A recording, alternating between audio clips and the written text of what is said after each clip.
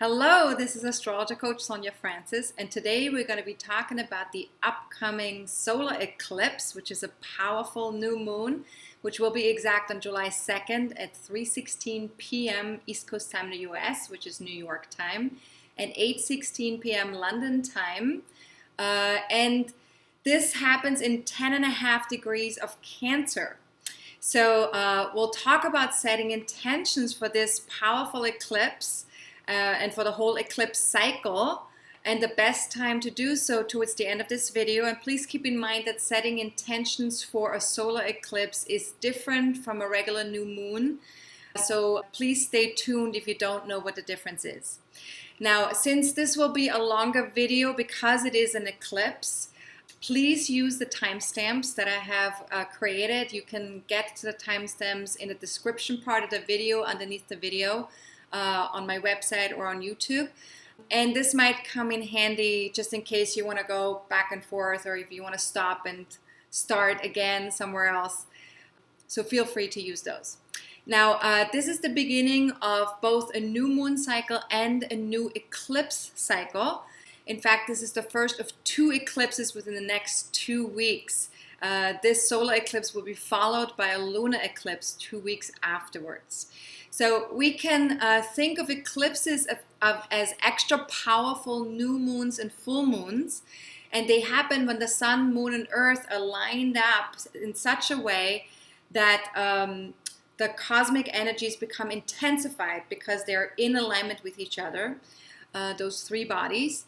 And so that is fostering amplified shifts in consciousness and accelerating our evolutionary potential. So the sun and moon are both in Cancer at the time of this solar eclipse, and as always they connect to one of the moon nodes during an eclipse. So in this case this will be the North Node, and North Node eclipses help us explore a new energy that promotes soul evolution. And so, as I mentioned earlier, the solar eclipses are powerful new moons, extra powerful new moons. And so what happens is they usually end one 19-year cycle and begin another one. And so if we look back to 19 years ago, July 1st, 2000, we had a solar eclipse in almost 10.5 degrees of Cancer at that time. And it was also connected to the North Node. And so this gives us sort of like, especially in our own charts, because it happens in exactly the same place, this would mean there are some similarities to what's happening with this eclipse, what would happen 19 years ago. And so we're likely to experience a resonance between now and that time.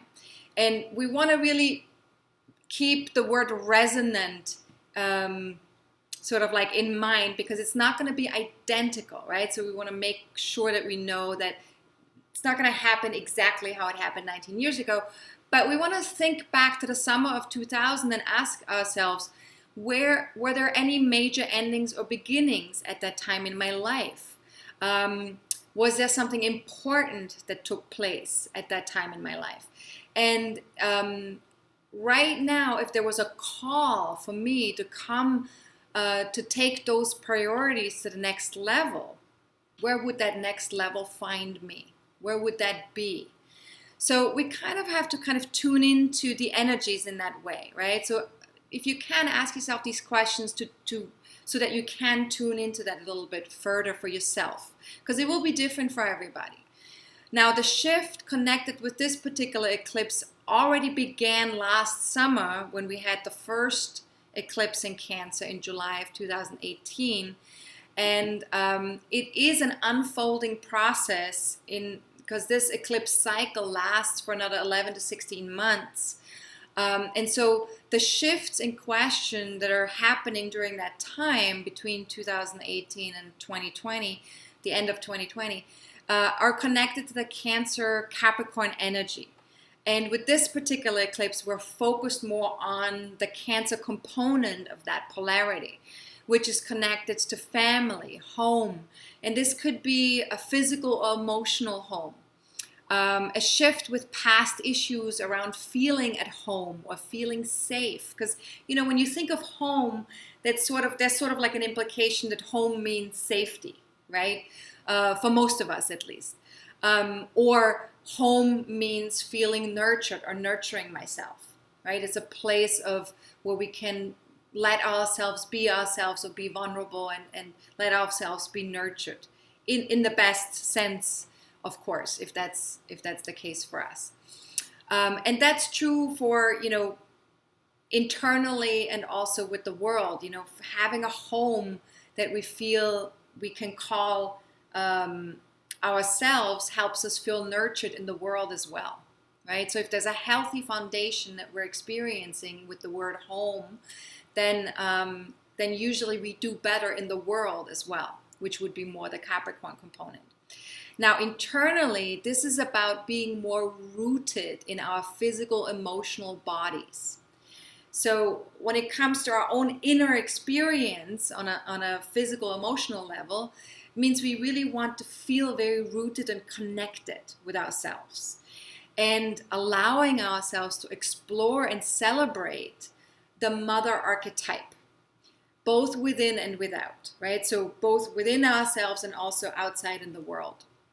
And so this would be things archetypically mother related, like giving and receiving, nurturing, caring for ourselves in terms of our emotional and physical state, and so on. So anything you think about when you think about mother archetype, right? So over the next 6 months, what I want you to ask yourself is, if you can, am I rooted in fertile ground in my life? Am I thriving? And when you hear these words, you know, really tune into these words and tune into what that makes you feel like, yeah, you know, on an emotional, physical level. What does that feel like? Am I rooted in fertile ground? Am I thriving?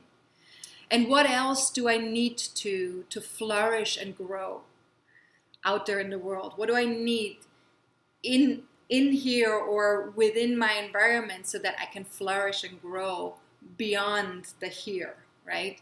Beyond what feels safe and secure. And what has changed for me in the past 5 to 10 years in that regard? Because the last question is important only because, you know, how we're raised or how we think of home and safety is not necessarily what stays the same for the rest of our lives. So it's important to look at the changes and look to see how have I personally changed internally over the last 5 to 10 years. And then also, how has my environment and my world and my life changed, you know, and how does what I need change because of that, right? Because things might need to be adjusted because of how that changes. Now, if you're looking for more guidance on those questions, I would suggest taking a look at your natal chart. The house placement of the eclipse will indicate which area of your life is most ready to go to the next level of consciousness. And so if you want to hear more about the upcoming eclipses in relationship to your own birth chart, feel free to join us live on July 11th. For the next forecasting forum. We'll talk in more detail about the solar eclipse and the upcoming lunar eclipse as well in relationship to our birth charts. And just as a reminder, if you're already a Star or Superstar member, you are automatically registered and will receive an email on the day of the webinar to join us live, as well as a video presentation of the forum within 24 hours of the live event. Okay? Now let's go back to the solar eclipse in Cancer. Now let's talk a little bit about Cancer, the energy of Cancer. Now this is all about supporting and protecting life. Simple as that.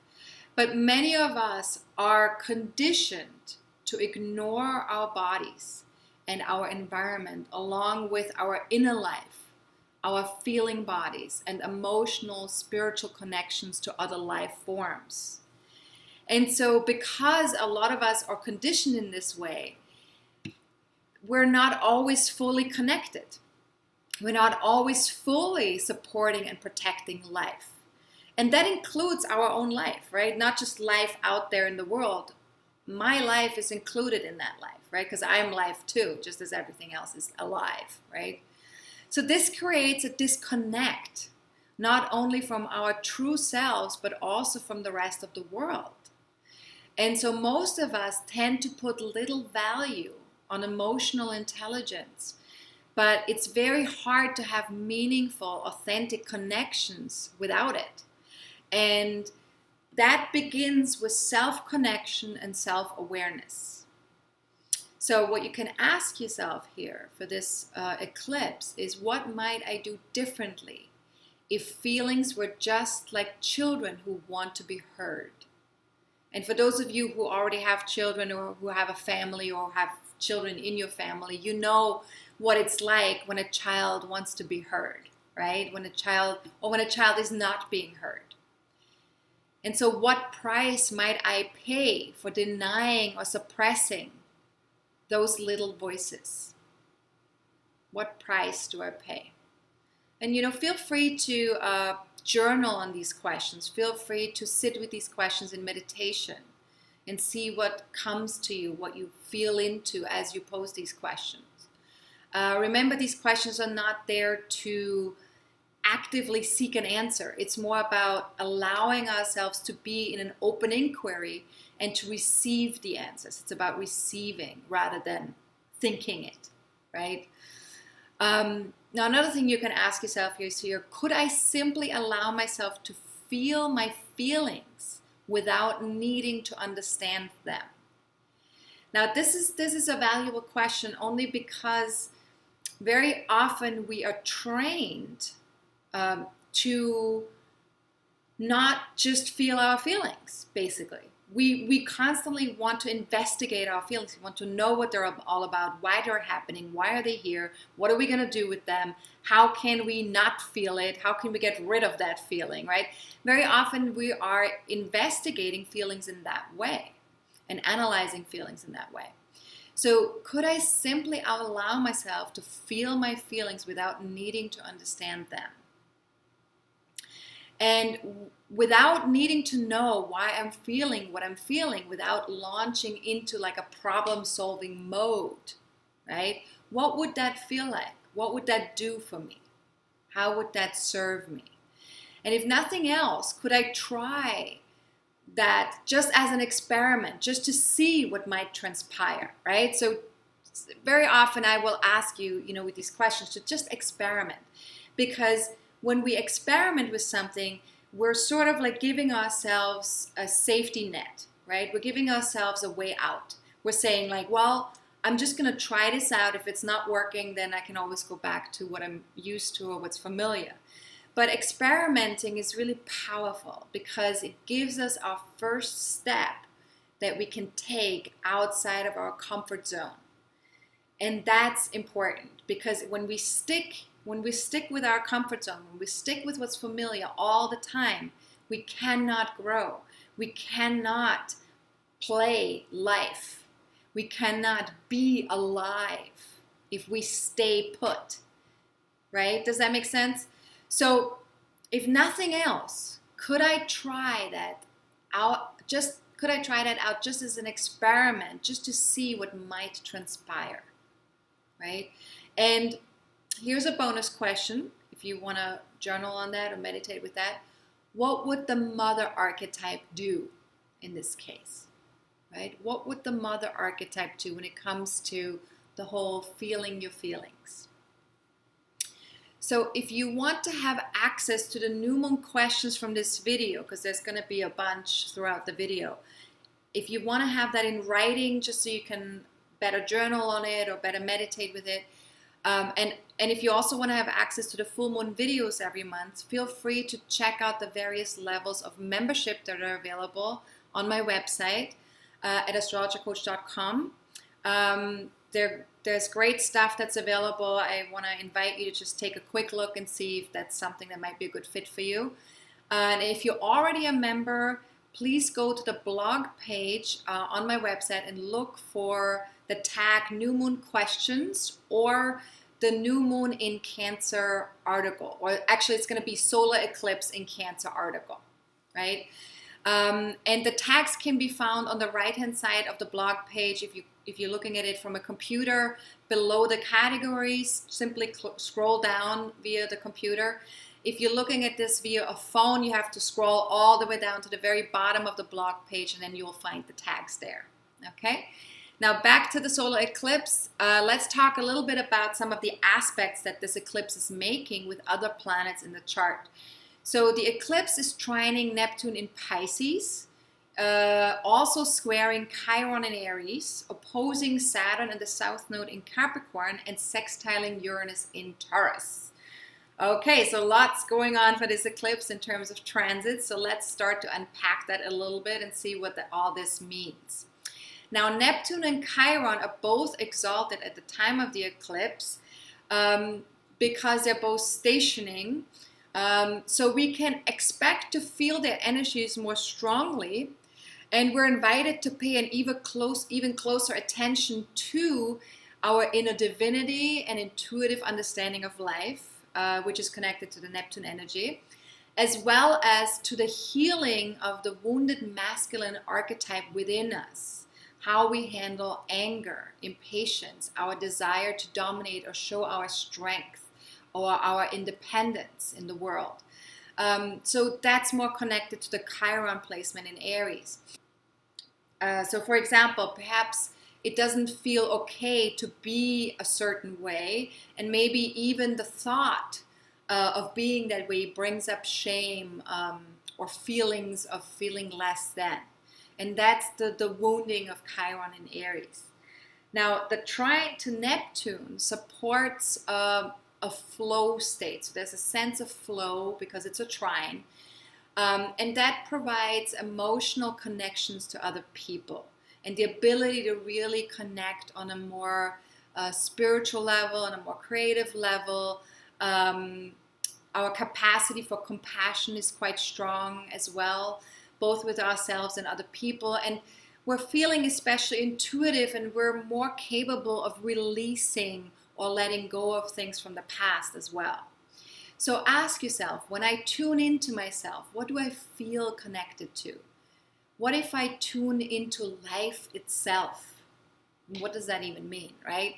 So just allow yourself to kind of like keep that an open question. What if I tune into life itself? And what from my past is asking to be released? Where is it time to open myself up fully on an emotional level, to allow myself to open my heart, even if it feels a little scary? Where is it time to open myself up and to just trust life, trust myself?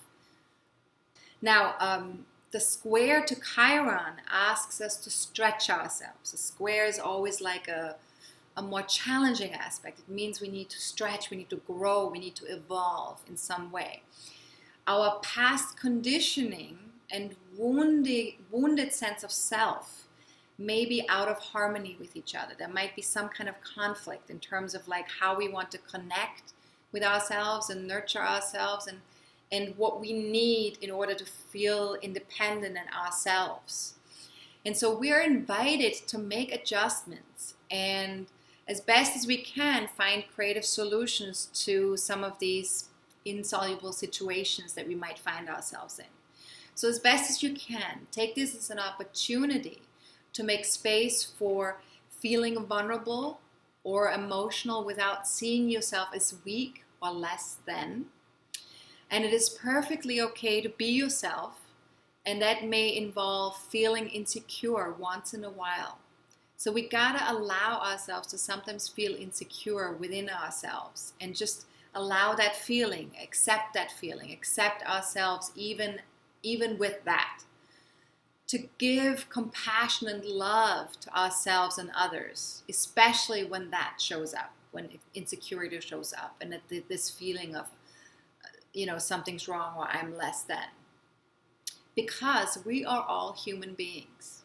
And that is really essential to remember with any Chiron placement. We are all human beings. And as human beings, there are limitations, there are flaws, there are insecurities, there are things that we may not be good at. So ask yourself, where does the wounded masculine cry out for my compassionate awareness or even my love? Where does the wounded masculine cry out for my compassionate awareness or even my love? And what if I gave it also to those who have not been able to model masculine energies in an acceptable way? And this points to the fact that usually a wounded masculine gets handed down to us from our ancestors, from the past, from past social structures, from past modeling, from other people. So what if I gave this compassionate awareness and love also to those who have not been able to model the masculine energies in an acceptable way? Because that's where we've kind of soaked it up, haven't we? That's where it kind of came in, and that's where I was able to feel connected to that wound because it got handed down to us in some way. And what if I extended that even to myself, if and when I fall into that category myself? Even if I get triggered.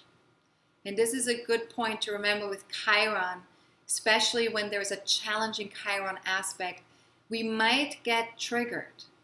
And this is not good or bad. It's just a trigger points towards a wounding. It points towards something that has felt disconnected from between ourselves, between our physical selves and our spiritual selves. Something that feels uncomfortable for us, where we feel insecure. And it leads back to our childhood. It leads back to a wounded childhood experience. So even if we get triggered, could we give ourselves compassionate awareness or even love?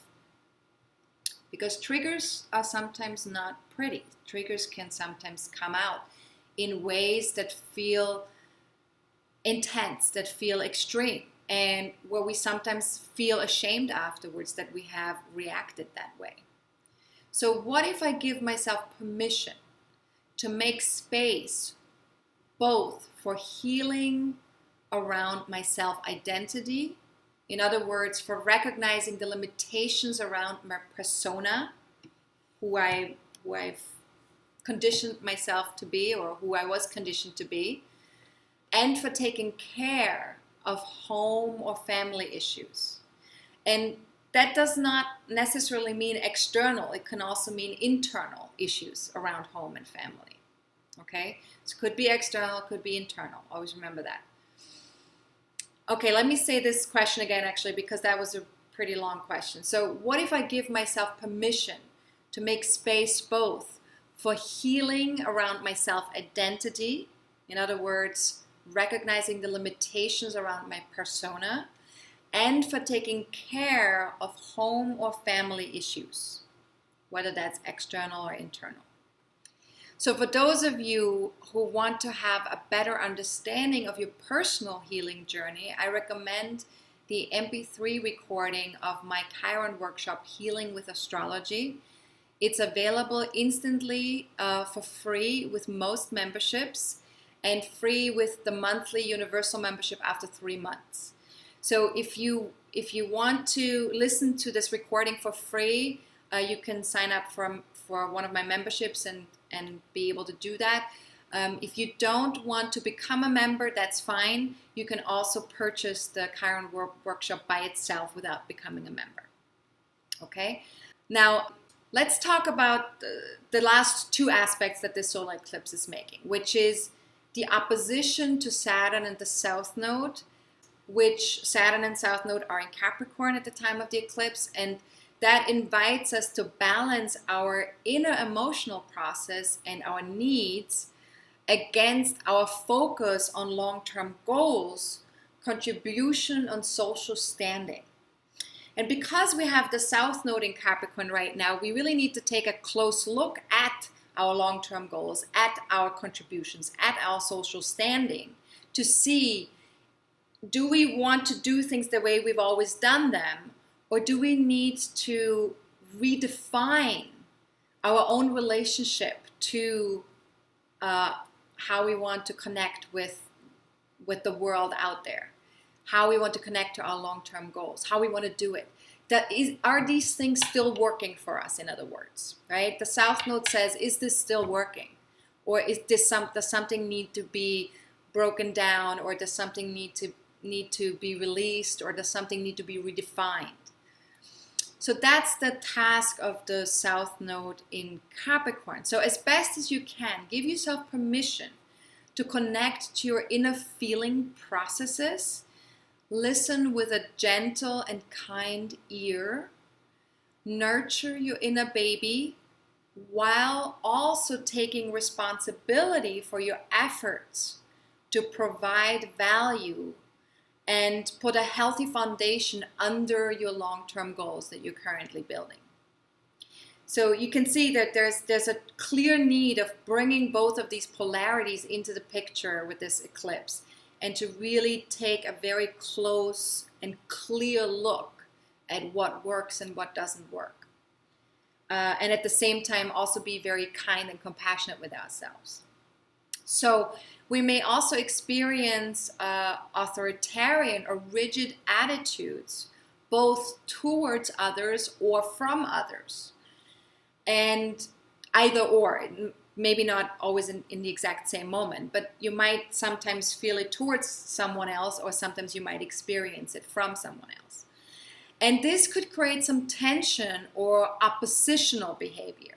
And an opposition always can create that, right? An opposition can create a tension between the polarities if one person acts out one side of the polarity and another person acts out the other side of that polarity. So when you experience that inner relationship with someone, as best as you can, remain flexible, practice self-care, doing your best to take care of your own emotional and physical body.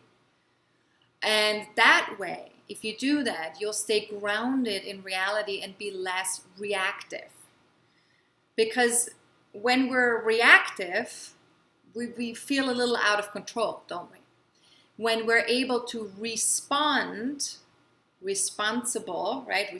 When we're able to respond to a situation, where actually we feel we can be more in control, and we're also able to really be more clear-headed, and we're making a much clearer choice in the moment. Because when we're reactive, we're not actually making a choice. We're being chosen, in a sense. Something's choosing for us instead of us choosing consciously. So with reactivity, there's an unconscious component where the choice is being made for us by our unconscious mind. Whereas if we choose consciously, we're making a conscious choice in that moment, or we have the ability to do that at least. And so taking a pause, being kind to yourself, self-care, all of these things really help with being able to respond versus reacting. So ask yourself, how could I be 5% more truthful with myself? And how could I take 5% more responsibility for the process of self-care and responding? What goals or plans have gone out of date? So what has shifted? What has changed in terms of my long-term goals? And if going slow and steady instead of pushing and getting too attached to something, right? Would that actually be helpful? Or what might that look like? What might that look like if I were to just slow down a little bit and go steady? Steady means one step at a time, right? Rather than trying to go from 0 to 100. Rather than like pushing or getting too attached to something and rigid, attached or rigid, that's something because of something that we've always done, or because we know that that's how it's supposed to be, or we should be doing this, when we have like a should show up, right? So if we do that instead of that, just slowing down and going steady, what might that look like? And would I rather be happy or in control? And that's a question that you really might want to sit with for a while, because that question isn't so obvious right away, right? Because some of you might go, well, I want to be both. I want to be happy and in control. So just sit with that question. See what happens. Especially if this question brings up some, what the hell? Feel free to sit with that question, right? So that you can feel of a better understanding of what the difference might be, or how you can, what might come in terms of answers as you're posing that question. And then note that all of this also applies when dealing with others. So when we're in relationship with another person, or when we're communicating with another person, pushing will most likely backfire, and rigid will most likely snap. So just keep that in mind when you're dealing with other people. Now, the last aspect here is the sextile to Uranus. And this gives us the opportunity to connect to family, or whatever family means to us, our found family, and create breakthroughs around things that we enjoy through our five senses, right? Because Uranus is in Taurus. And Cancer and Taurus, those two, when those two come together, it's all about like connecting in a very sensual way, and like doing things that feel good and that feel good to our five senses, like eating, for example, or massage, or, anything that comes to mind. Now, this may also be a good time to find a unique or global approach to financial matters, and thereby also reach a sense of emotional security. So, of course, Taurus also connects us to financial issues, and Uranus is all about breakthroughs, right? So a sextile gives an opportunity, to create these breakthroughs, whether that's financially or whether that's in connection with family or something sensual or physical. Now, ask yourself, what if the whole universe was intelligent? And if you already believe that, then obviously that question is maybe not for you. But just contemplate with that if that's something that you don't believe necessarily. What if the whole universe was intelligent? What if that included every cell of my body? And what knowledge would my body want to share? And see, I think, like with this Uranus and Taurus aspect, I think it's really important for us to tune into our physical body and to really tune into every cell of our body and see what is shifting or what's changing in there, or what are the messages that we're receiving through our body. Because we might be receiving some messages. The universe is trying to communicate to us in that way right now with Uranus and Taurus. So feel free to experiment with that. Now think back to April 22nd when the sun aligned with Uranus, April 22nd, 2019. What seeds got planted at that time? Are you ready for that seed to break through? Because the conjunction between the sun and Uranus is sort of like when a seed gets planted, and then the sextile is when that seed starts to sprout, right? So are you ready for that seed to break through? Where are opportunities showing up? What are those opportunities? And what connections might serve you at this time? What are some connections that might serve you at this time? Could be connected to family or home or something like that, to the Cancer energy.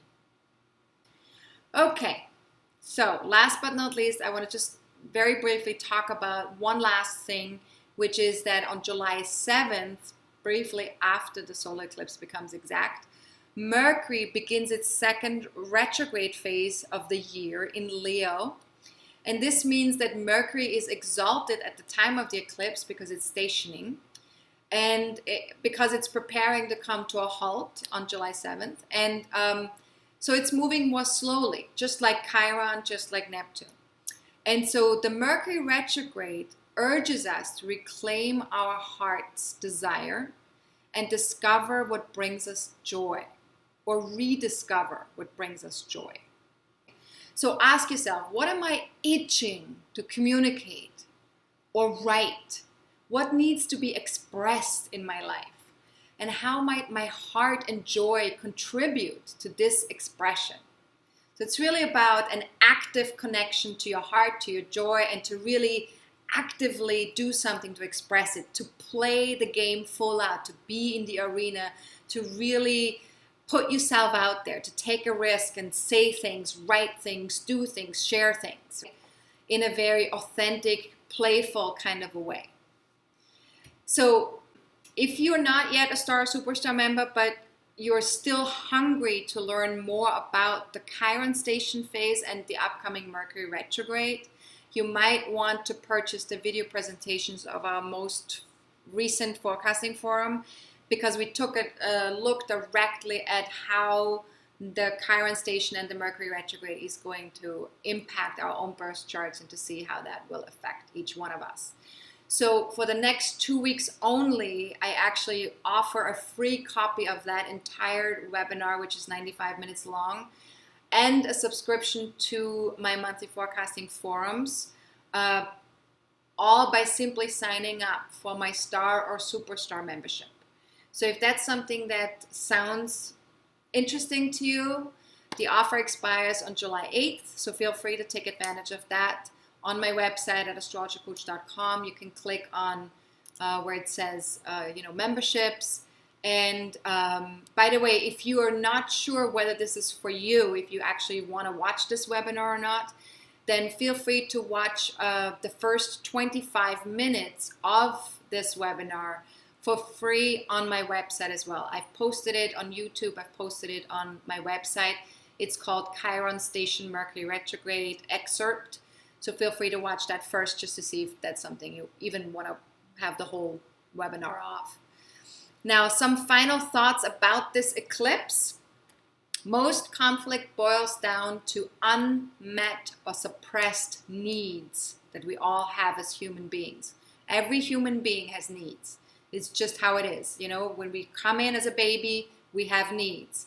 When we get older, we have needs. The needs might change over time, in terms of what they look like to us, but on the foundation of those needs actually remains the same. So when we can identify those needs and communicate them without judgment or blame, things open up and solutions quickly appear. So if we feel stuck, or if we feel, if we feel like things are not working out for us, or we feel that we're not getting to a certain place where we want to be going, there's something, there's like a need that's either not being met or that's being suppressed. So to know what that need is very important. So how do we know what that need might be? Now, as some of you already know, I work with the Sedona method, which is a technique that I use a lot in my coaching practice, because I also coach people. I do readings, but I also coach. I'm a life coach as well, a relationship coach. And so the Sedona method says that human beings have very few basic needs or wants. They call it wants. And so there is the wanting approval, acceptance, and love, which is all the same, on the same level. And if you think about children, it becomes very obvious, right? Like a child needs love, needs acceptance, needs approval. But even when we're older, even when we're adults, we still want these things, especially if we maybe if that need wasn't met in our childhood, right? Now, another thing that all of us want as human beings is safety and security, right? We all want to feel safe and secure. And this is true for children, this is true for adults. What we also want very often is we want control, or we want to feel at least in control, because we don't want to feel out of control, right? So sort of like the opposite of control would be feeling out of control. And so when you feel out of control, very often you want control. That's a need that you have in that moment. So we have that, pretty much at any age. Now, as children, sometimes that's a tricky one, because as children, we cannot always be in control, right? Because there's adults that make decisions for us. So it's something to, as an adult, if you have had very little control as a child, then this might be one that might be a very strong one for you. Now, the next one is wanting to be separate and wanting to be one. And that's the same need, just the opposite side of the coin, right? So wanting to be separate, obviously, is like we want to have our distance from something or someone. Wanting to be one basically means wanting to merge, wanting to belong, wanting to connect, wanting to come closer, right? So that's something that as human beings, these needs are very basic foundational needs. Now, when you experience inner or outer conflict, because conflict can happen within ourselves too. It doesn't mean we need another person to experience conflict, right? If we experience inner or outer conflict, I have found that the following questions drawn from the Sedona method are tremendously helpful, extremely helpful. So I want you to just experiment, maybe see if these questions might be useful to you as well, especially with this eclipse. I think this is going to be a very beautiful fit. In this now moment, is there any wanting, approval, control, or safety and security present? Or maybe a wanting to be separate, or wanting to be one. And so just check in with your physical, emotional state of being. Just check in with yourself and see, is there any wanting approval, control, safety and security present? Or maybe a wanting to be separate or wanting to be one? And if the answer is yes to any of those questions, could I acknowledge wanting that's there? Could I acknowledge that that's there, that desire or that need is there? And perhaps even allow it simply to be as it is, just for this now moment. And then, just as an exercise in freedom, could I let go of wanting that? Just for right now, and just as best as I can. So whichever it was, whether it was wanting approval or love, or wanting control, wanting safety and security, wanting to be separate, wanting to be one, could I just let go of wanting that? Just wanting that. Just for right now, and just as best as I can. And so just take your time with these questions, and feel free to repeat them as often as you'd like.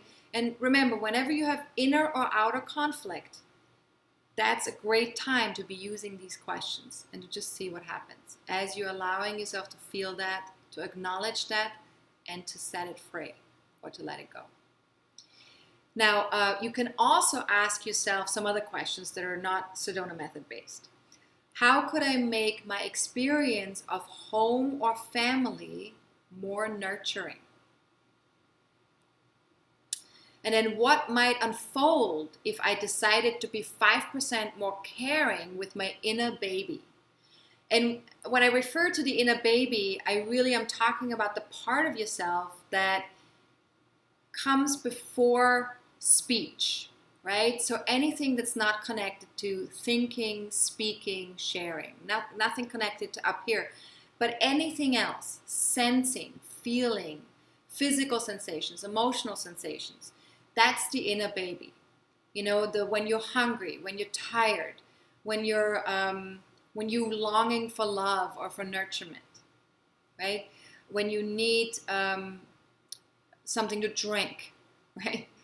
That's all connected to the inner baby. Just these basic needs that we have. And could I give myself permission to feel all of my feelings? And then simply relax into them. Maybe even accept them as valid, knowing that they're temporary and that they're simply moving through. And this is something really important to remember with feelings. sometimes when we have an intense feeling or when something feeling wise shows up that's hard to shake or hard to not have, not be felt, right? Because often we resist our feelings, right? So when we're in resistance to our feelings, very often these feelings actually stick around longer. But what if we just gave them sort of like acceptance and love and let ourselves relax around our feelings, and then know that the feelings are temporary, that these feelings are not going to stick around forever.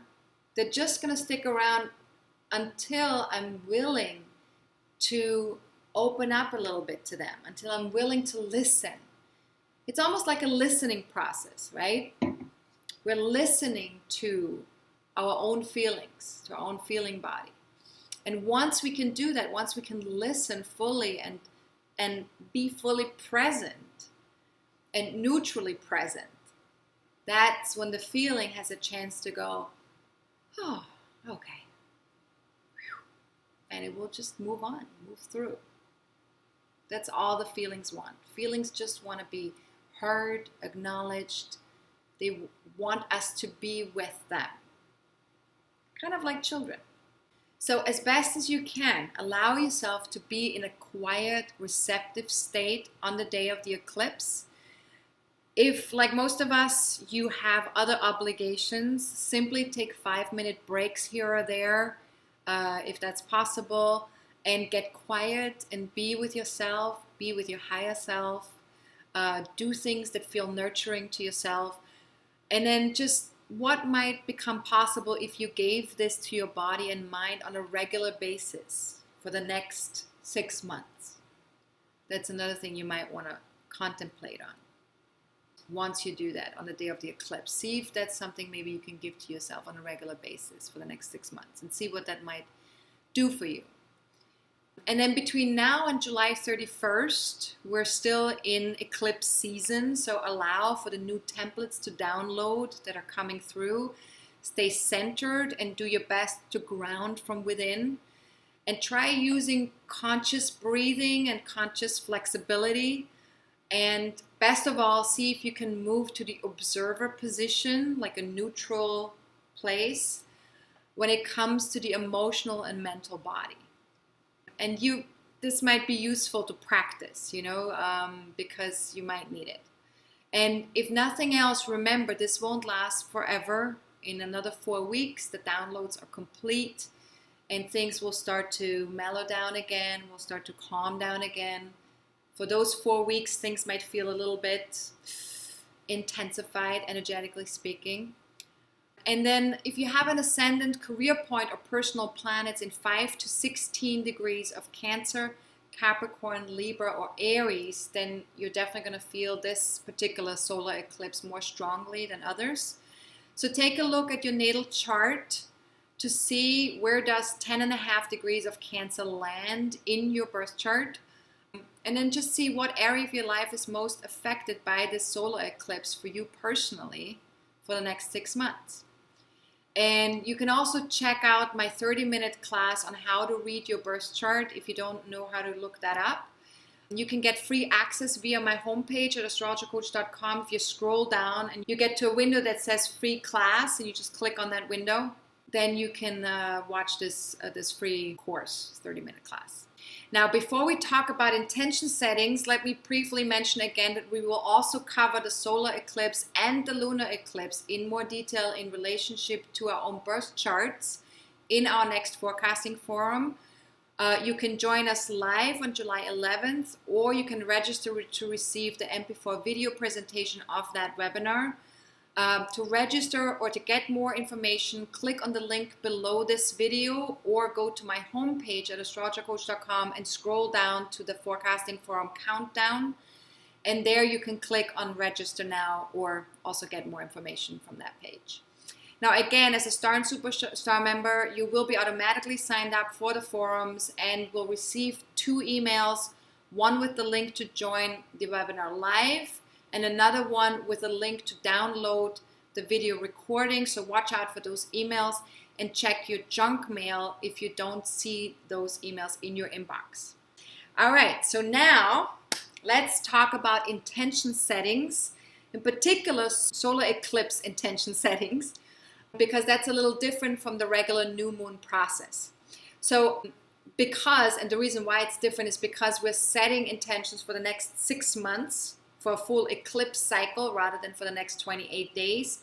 And also because the downloads at the time of the solar eclipse, the downloads, and we're downloading new templates at the time. The energies are quite intense because of these downloads. So we want to wait a little bit before we set intentions during a solar eclipse. So we want to wait 48 hours before we actually set our intentions, because the energies will be too intense at the time of the eclipse. So please remember that. We also definitely do not want to set intentions during moon of wood, of course, as always, same as with new moons. So the best and most potent time to set your intentions for this particular eclipse is between 3:16 p.m. on July 4th and 2:24 a.m. on July 5th, or between 12:25 a.m. and 3:16 p.m. on July 6th. And all of this is New York time zone, U.S. Eastern time, Eastern Daylight Savings Time, I should say. So if you live in a different time zone than that, I will talk about that in a moment. But make sure set powerful intentions, because this will cover 6 months, and if possible, align them with the Cancer energy or everything that we talked about in this video so far. And so this solar eclipse really reminds us that to be fully alive requires that we create a balance in our lives. So while you write your intentions, ask yourself, what if I created a more authentic connection to my feeling body? And if I did that, might it just be possible that it would help me better take care of my needs, whatever those needs are? Would that be possible? And if I did that, if I took care of my needs, might I in turn become a more successful and accomplished citizen of the world? And so these are some really powerful questions, and I want to invite you to maybe investigate a little bit in them as you're writing your intentions for this month. So now, if you live in a different time zone other than Eastern Daylight Savings Time, in other words, New York time, and converting time zones online isn't your thing, I suggest joining my Facebook fan page, and or you can follow me on Twitter as well. I will be posting reminders to let you know when it is the best and most potent time to set your solar eclipse intentions for this month. And for more information about setting intentions, how to do that if you've never done that before, especially if you've never done the solar eclipse intentions, go to my website, go to my blog page, and then look for astrology articles, or look for the tag New Moon Intentions. And if you click on that tag, it will take you straight to that article. The tags, again, are on the right side of the blog page on the computer, or you scroll all the way down on your phone to get to the tags. And then that way you can read the article on how to set these intentions. Now, to sign up for my monthly newsletter, you can go to my homepage at astrologercoach.com, or just email us at info@astrologercoach.com and just write newsletter in the subject line. The newsletter gets sent out approximately once a month, has special offers, videos, announcements about my business, about webinars, about retreats. Anything that I'm doing will be in the newsletter, and that will be sent out approximately once a month, sometimes twice a month. Now, if you have any general questions for me about eclipses or about astrology, feel free to email me at info@astrologercoach.com. If there are any personal questions, however, that require of me to pull up your birth chart, I will ask you to book a reading at astrologercoach.com, services, readings, or if you have any questions that are connected to what's coming up within this eclipse season, then join the next monthly forecasting forum on July 11th. Okay, that will also, I will answer questions during that forum as well. All right, so that's it for this solar eclipse. My members will see me in 2 weeks around the time of the lunar eclipse. I will be recording another full moon lunar eclipse video. Everyone else in 4 weeks for the next new moon. Have a fantastic solar eclipse. Remember, you know, this is all, everything that's happening is happening for our highest and best good on a soul level. Things are shifting, but it's a good thing because we're trying to go to that next level in our evolution. All right. Have a good one. This is Astrologer Coach Sonja Francis. Goodbye.